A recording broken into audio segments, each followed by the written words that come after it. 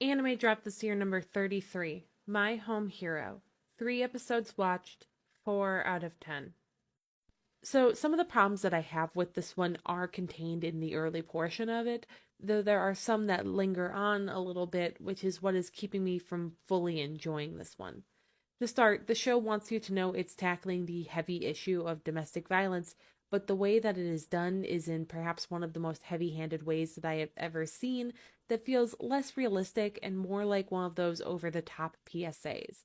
For something that clearly wants to be some level of grounded and serious, the tone is anything but.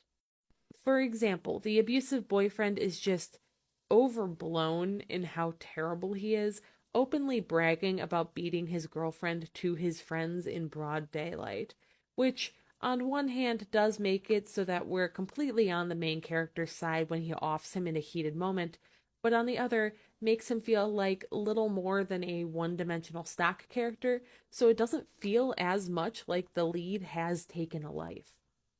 The other issue is the way that the show is kind of paternalistic when it comes to the victim of the DV in question, Reika.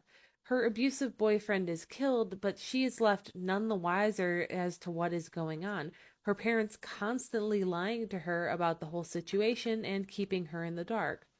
Of course, I am sure that she is bound to find out at some point, but given she was the victim in the situation, it feels exceptionally coddling to keep her entirely unaware of things and feels like the show isn't treating her as someone with agency of her own. Then we have to talk about the visual presentation of this one. Look, I can sometimes overlook poor production values of a show if it's really grabbing me, but this one felt a little shaky already, and it's not a pretty sight for the eyes either.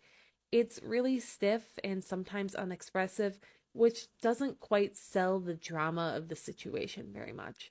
It's a case where if I do end up feeling like I want to pursue the story, I might as well just read the manga instead, as it will likely provide a better experience.